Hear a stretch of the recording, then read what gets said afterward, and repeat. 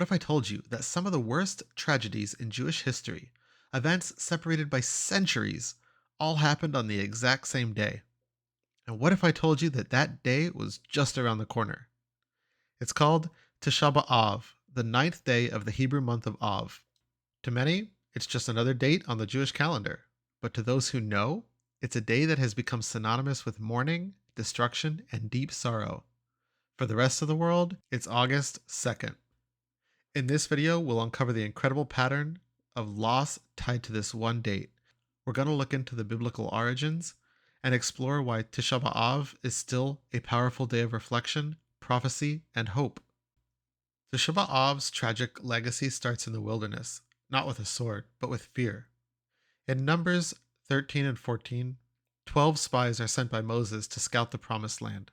10 return with a negative report, claiming the land is unconquerable.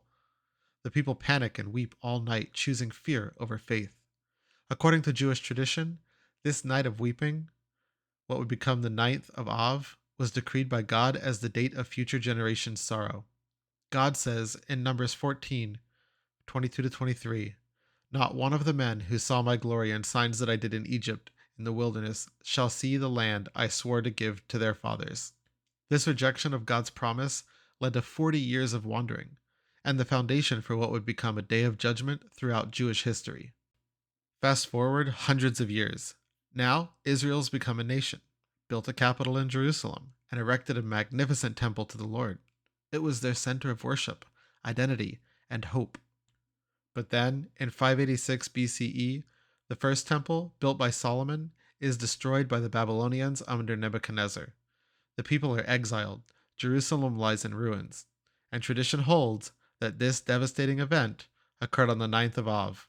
Then, shockingly, on the same date, in 70 AD, the second temple is destroyed by the Romans under Titus.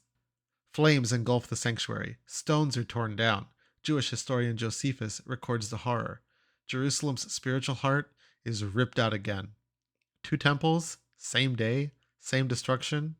Coincidence or a divine message? In 135 AD, the fortress of Batar fell during the Bar Kokhba revolt. Hundreds of thousands of Jews were slaughtered, again on the ninth of Av. In the year 1290, Jews were expelled from England, on the ninth of Av. In 1306, Jews were expelled from France, on the ninth of Av. In 1492, as Columbus sailed west, Jews were expelled from Spain by royal edict on the ninth of Av. During the Holocaust, the Warsaw Ghetto deportations to Treblinka began on Tish B'Av, 1942, the ninth of Av. This list goes on, and with every entry, the day becomes heavier. The ninth of Av is not just a date, it's a memorial to broken covenants, scattered people, and smoldering cities. So why this day? Why such a concentrated sorrow?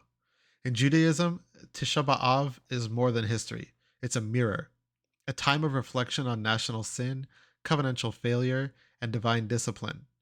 But it doesn't end there. The Bible points us to hope. In Zechariah 8:19, the Lord declares, "The fast of the fourth, the fast of the fifth, shall be to the house of Judah seasons of joy, and gladness and cheerful feasts." The fast of the fifth refers to Tisha B'Av. One day, God promises that this day of mourning will become a feast of joy, a reversal, a restoration. In Christian theology, this echoes the promise of redemption through Christ and the ultimate restoration of all things in the age to come, where the tears of Tisha B'Av will be wiped away forever. Today, Tisha B'Av is observed through fasting, prayer, and lamentation. The Book of Lamentations is read aloud. Lights are dimmed, people sit low to the ground, some even visit the western wall to mourn.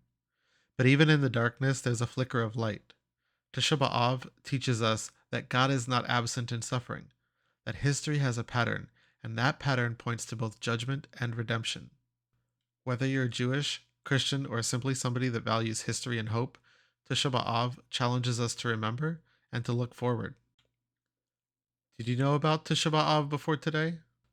Let me know in the comments. And if this video helped you understand the Bible, history, or prophecy in a new way, give it a like, subscribe, and share it with somebody that might need this message. Until next time, may your mourning turn into joy, and your history point to hope.